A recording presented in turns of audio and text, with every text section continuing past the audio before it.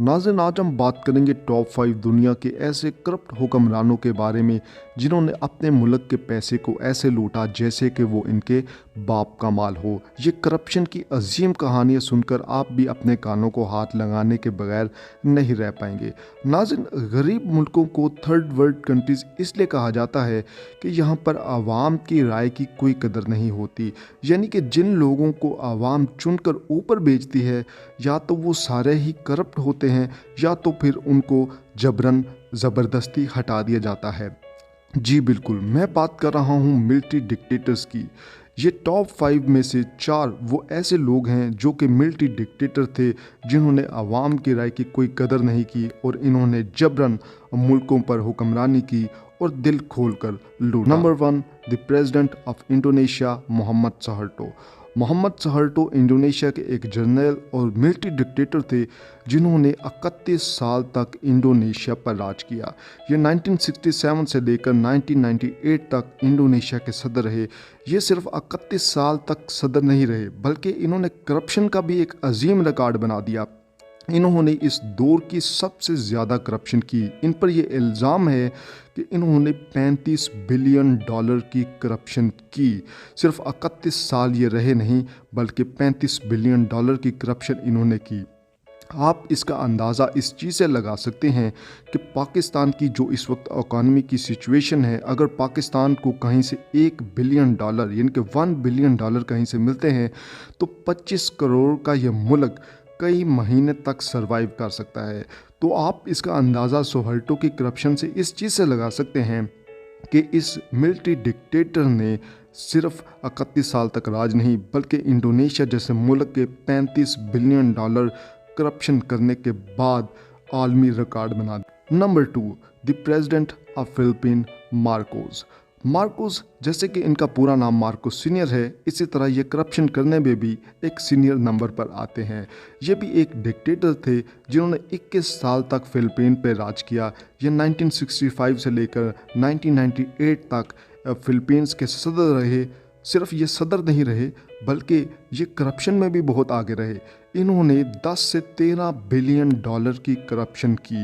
यानी कि फिलिपाइन के लोग आज भी इस चीज़ का पता लगा रहे हैं कि कितनी करप्शन की होगी मार्कोस ने। अभी तक ये अंदाज़ा लगाया गया है कि तकरीबन मार्कोस ने 10 से 13 बिलियन डॉलर की करप्शन की। यानी कि इन्होंने फिलिपीन के माल को या पैसे को ऐसे दिल खोल कर लूटा जैसे कि वो इनका ज़ाती माल हो।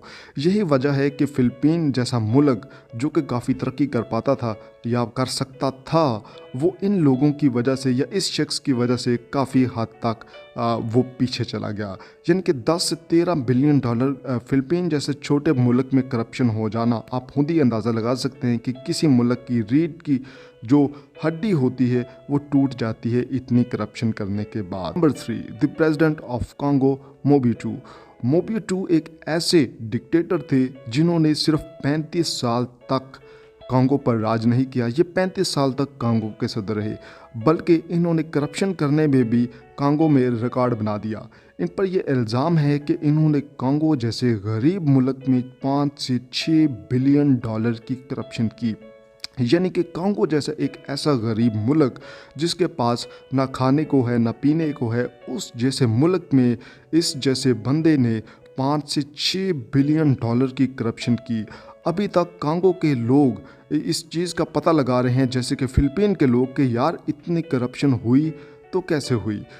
मोबुटू जिन्होंने 5 से 6 बिलियन डॉलर की करप्शन की, और सिर्फ 5 से 6 बिलियन डॉलर की करप्शन नहीं, बल्कि इसके अलावा भी इनके ऊपर काफ़ी चार्जेस लगाए जाते हैं कि ये मुख्तलिफ गलत कामों में भी बहुत आगे थे।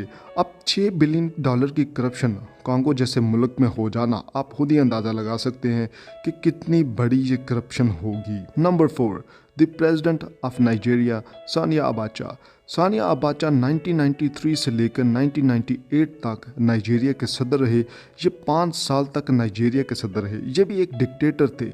जितना छोटा अरसा ये नाइजीरिया के सदर रहे, इन्होंने करप्शन के साथ भी टेस्ट मैच खेलने के बजाय T20 खेलने का प्लान बनाया था, और इन्होंने $5 बिलियन की करप्शन सिर्फ 5 सालों में की। शायद इनको ये अंदाज़ा हो गया था कि ये जल्द दुनिया से रुखसत होने वाले हैं, इसलिए ये 1998 में दुनिया से चले गए, लेकिन जाने से पहले ये नाइजीरिया जैसे मुल्क से $5 बिलियन की करप्शन कर कर चले गए। नाज़रीन, यही वो वजह है कि जिसकी वजह से गरीब मुल्क जो हैं वो तरक्की नहीं कर पाते।